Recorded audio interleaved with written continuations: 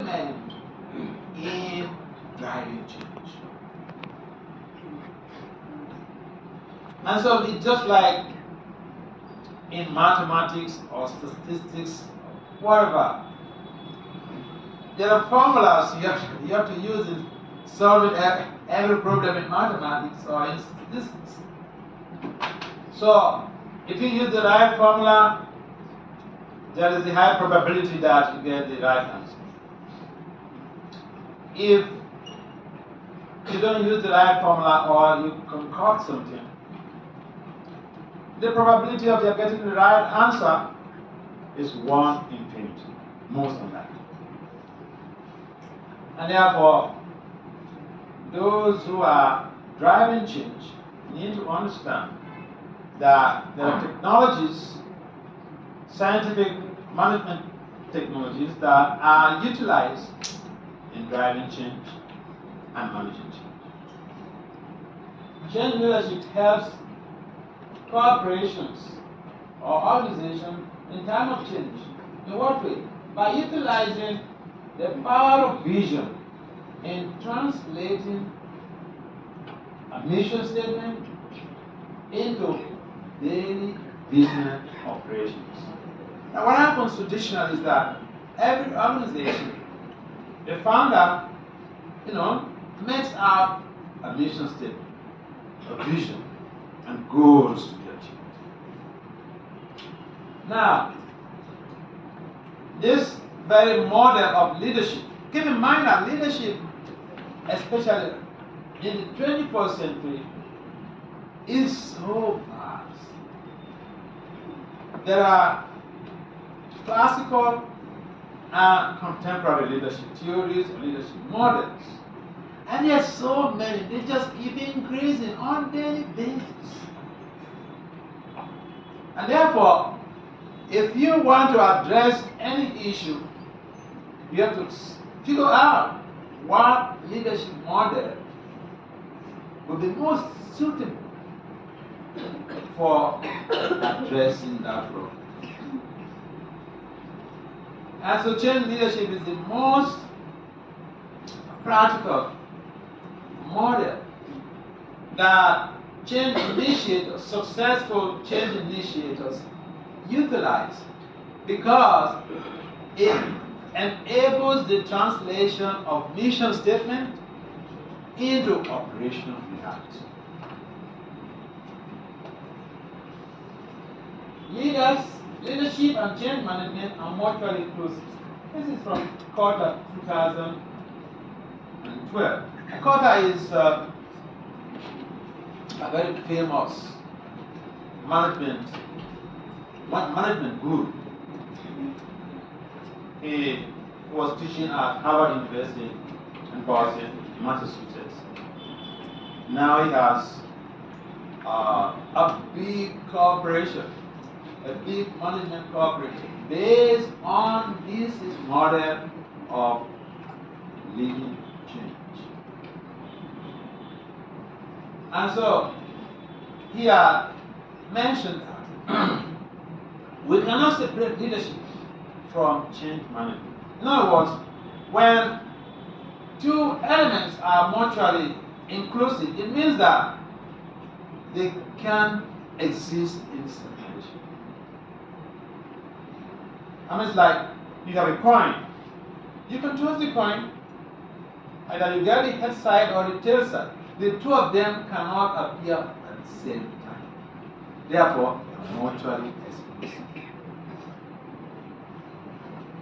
And we can't talk about change management without leadership.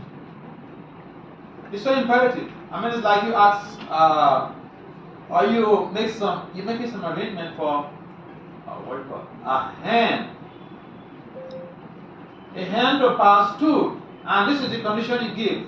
Hey, you pass stool, but no urine. When a hen passes stool, the hen and the fowl, they pass stool and urine simultaneously. Therefore, urine and stool for the hen or the chicken, they are mutually inclusive.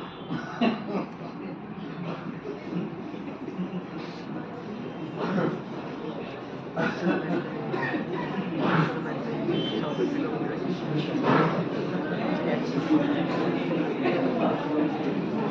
all right.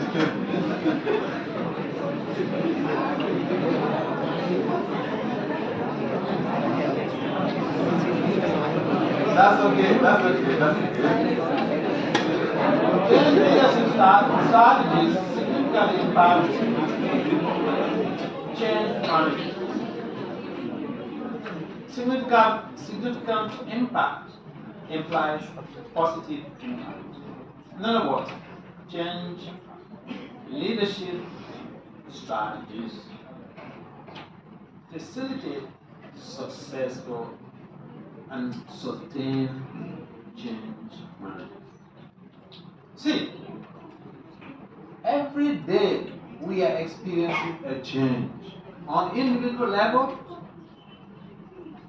at the community level, and at the global context. Like in one of the literatures from India here, Bhagavad Gita. In the Bhagavad Gita, it's mentioned about our change, our evolutionary change, how we evolve from boyhood, childhood, to boyhood, to youth, to old age. That is change in action. And the very Sanskrit term used there is Dehi knows me, Yatha Dehi. Kumara, Yarana, Tata, Dehantara, Dheeraj. That is change in action. We have all experienced change. This was not our status. Some years back, we have evolved, physically speaking. So sometimes people make it just like a big, some management scientists make it like change is just a big deal. Oh, we know it all. No. Everybody has experienced change.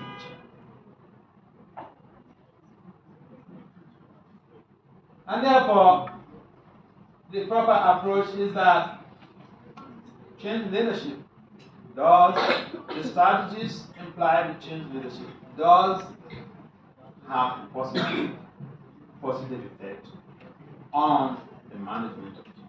Because first, if you initiate a change, it is also very difficult for you to successfully evolve to that point of achieving your goal. For instance, let's relate to your situation. By coming to the management school, to register in the management school, you have initiated a change. Now, your goal is to graduate. But along the line, there could be so many challenges. These days we have this technology, academic distress. Going to management school is not so achieved. It is very challenging. You have to be up. I mean, you walk like a security guard. You don't even sleep in the night. And sometimes people tend to think that those who are going to school, oh, they are just enjoying. There's no enjoyment in going to school, especially graduate school. Because you walk out your house. You want to be an achiever.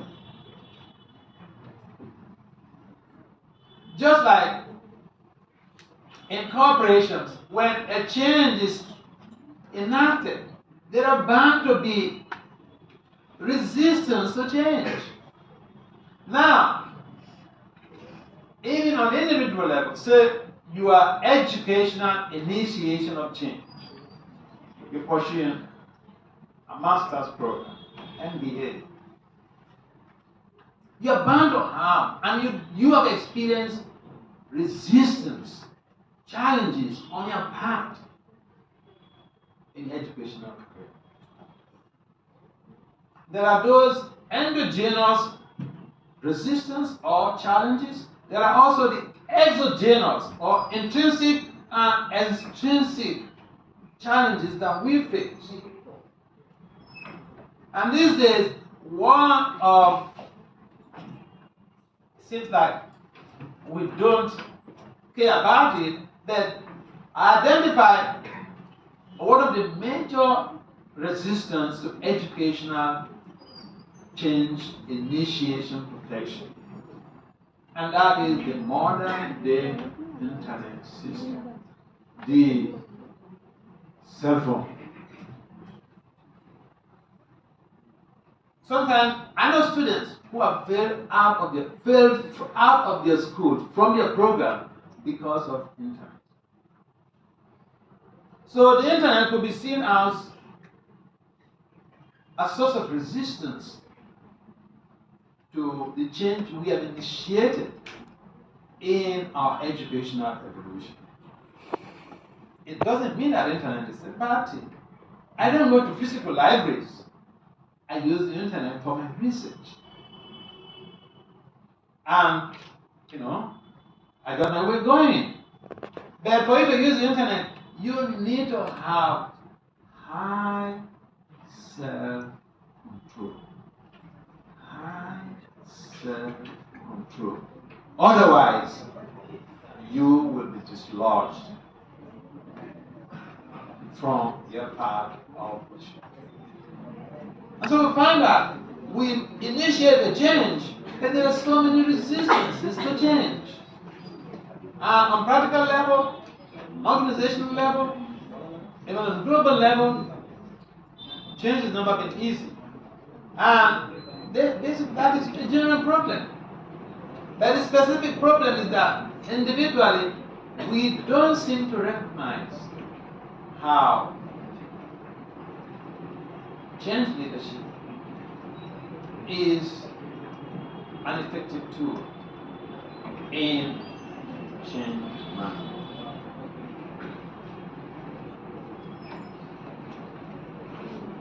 And for us to be able to deal with the subject matter, this is a very pertinent question.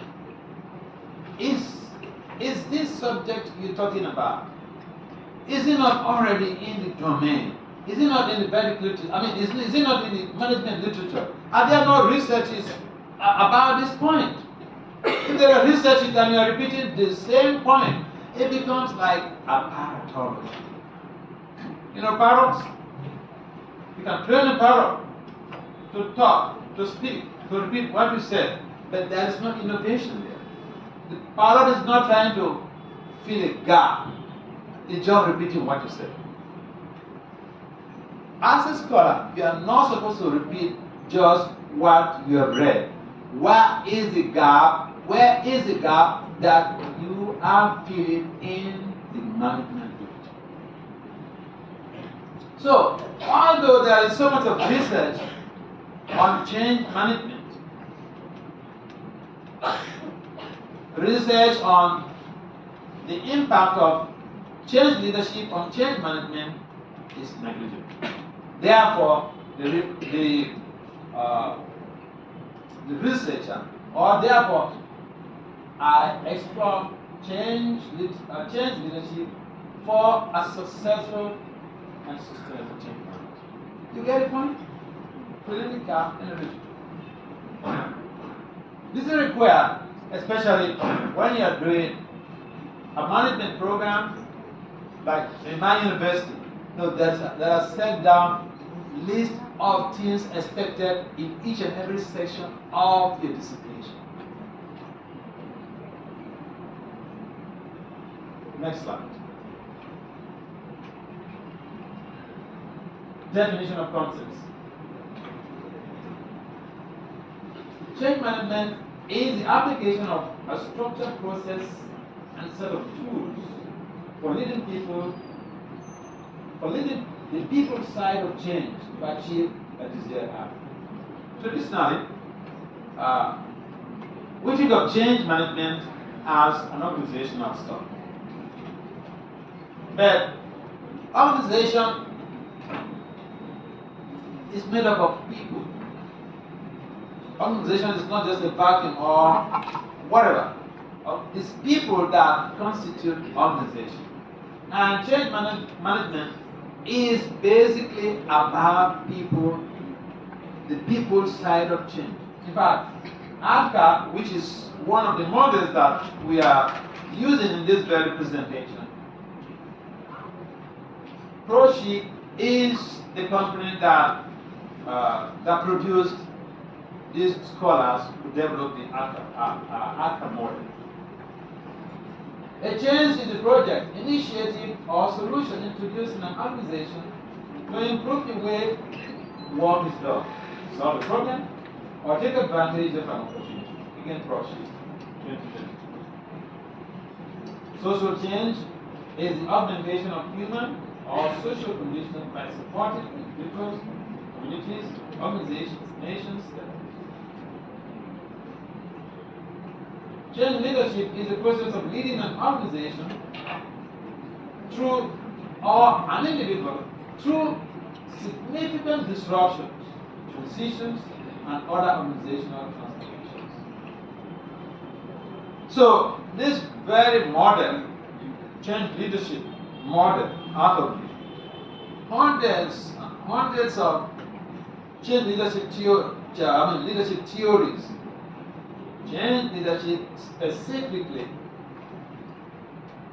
is about leading an organization or group through disruptions, through transitions. Nothing else. It's different from, say, ethical leadership. It's different from transformational leadership. These are all contemporary leadership theories or leadership models. But change leadership has a specific purpose, and that is in addressing change. Studying therapeutic intervention involves recapitulatory self-administration of specific transcendental sound vibrations that facilitate advancement. Next slide. All of those concepts that we define are used in this very presentation. That's why, for the purpose of being on the same page, we have defined those concepts. So, problem statement. How many organizational change initiatives have failed? Although organizational change initiatives require so much of resources, and organizational members, authorities, management, they put resources. But the fact remains that many of the change initiatives fail. I mean, just by giving on individual level, many of our change initiatives fail. Say, for instance, on every New Year Eve, you find people who want to give up bad habits. Say, for instance, I'm smoking. Okay, today I'm stopping smoking for the rest of my life. Good initiation, good initiative. But then I'm able to follow this for maybe 2 weeks, 3 weeks, 1 month, 2 months, then I fall back and I fall back. It happens everywhere. You can even, as a student, you may have a timetable and say, this is what I'm going to strictly follow to be able to effectively manage my time for academic excellence. So you follow your timetable, 1 month, 2 months, 3 months, and then again, you fall back. You have all of these distractions. You're reading, and you have your phone by your table. The telephone rings, and then you pick up the phone. Hello.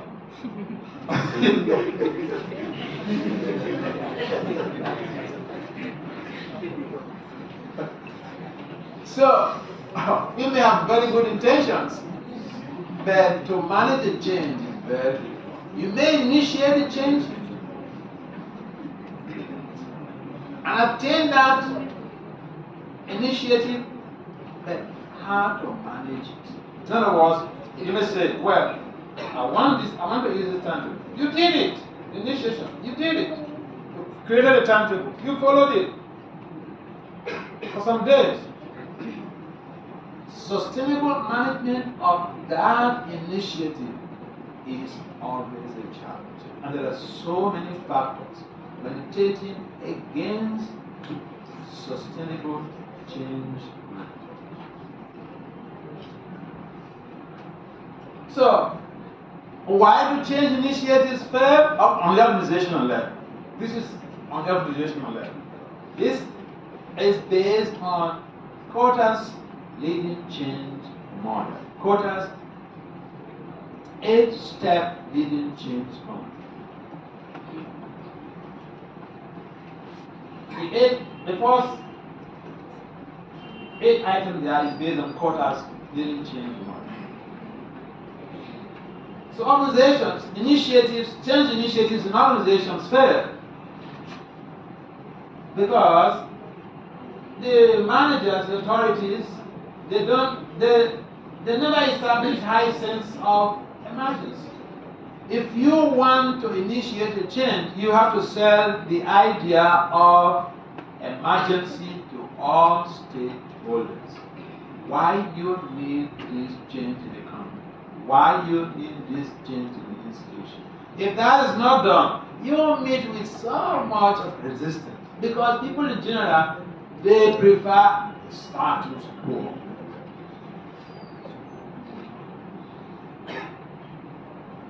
Change fails because we don't create a guiding correlation.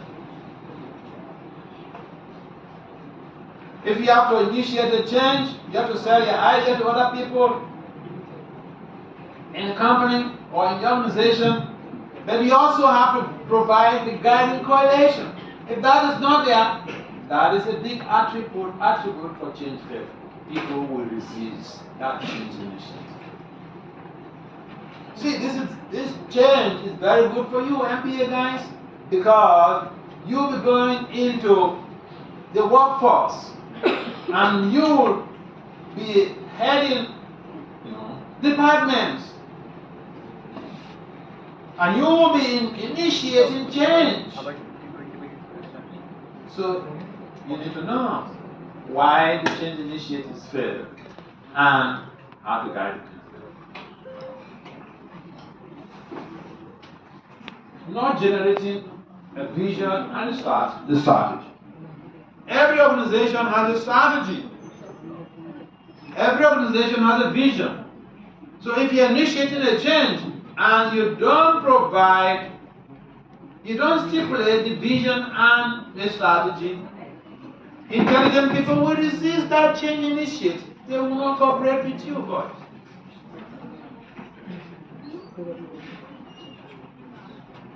Not dislodging resistance to change. This is one of the basic factors. If you know something ahead of time, and just like in initiating change, there will be resistance. What are your strategies for dislodging the resistance to the change? You have to have that hand-on.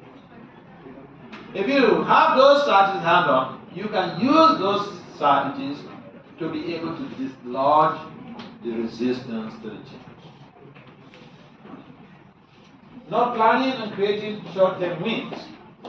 Sometimes people are very intrigued, they're very keen in initiating change, but they don't have plans for short-term wins. And people don't want to work for, get involved in some change initiative for years without reaping results. They want to see some wins, some results. What are a short-term win?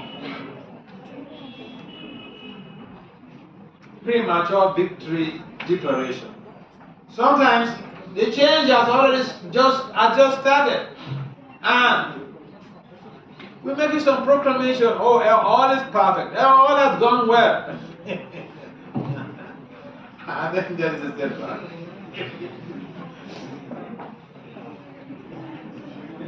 No, not anchoring change on organizational cost. Our change initiative must recline on the culture of that organization. If you present or you do initiate a change that is anti-organizational culture, there is no doubt members of the organization are going to resist your change initiative. And the last one I put there is not implementing time-tested change models. So sometimes people think that they're very innovative, they're very creative. They want to initiate a change. But this change initiation does not have any element of a tested change model. I mean, it's like you want to drive to a place you don't know and you don't have a GPS.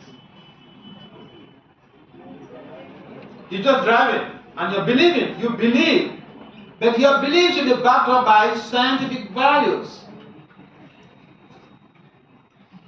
In management science, we believe in some things, okay? But the belief is always substantiated by scientific norm, scientific value, scientific data. And therefore, if we are initiating a change and we don't follow a specific model, and there are so many models, there are so many change models that organizations can use when they want to restructure the system, when they want to change things in the organization for better for higher productivity or higher performance. There are models. So everything is very scientific, and these are all time-tested models. I mean, it's like if you're taking a course on calculus, there are formulas you use. You don't just jump in and start writing something. You have to use formulas. If you use those formulas, there is high probability that you'll pass your exams. If you don't use the formulas, you may work for the whole night, but you will arrive at no solution, no appropriate, correct solution. That's what happens with organizations that just get into initiation of change and they don't use any time-tested change model. If you Google the internet, if you go to Google Scholar and you Google change management models, there are so many of them. So these are they're like the GPS in driving change. The change models are like the GPS in driving change. And so if we don't use that, if we don't use any of the models, the probability of our achieving our goals in our change initiative will be 1 in infinity, most unlikely. And that is the reason why most of the organizations' change initiatives fail. So, the specific problem is that organizational change initiators do not recognize the relevance of change leadership to successful change management. Now, there is what we call a general problem and a specific problem. The general problem is that most change initiatives fail for a number of reasons. The specific problem is that a number of the change initiatives do not recognize the relevance of change leadership in promoting and sustaining change management.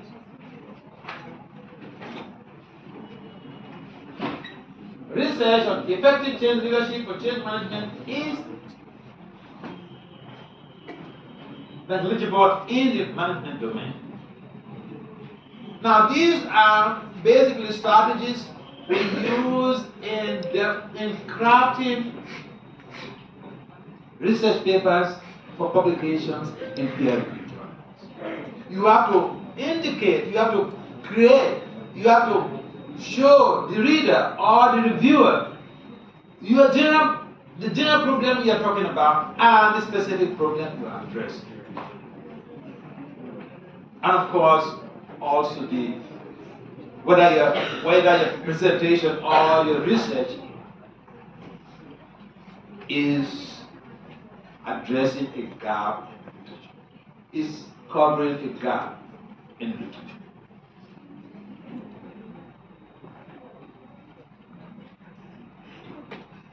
This qualitative study tells the gap in the change management literature, because we don't find in the management literature or in the management literature change leadership relevance to change management is neglected. So there is a gap in the literature. Next.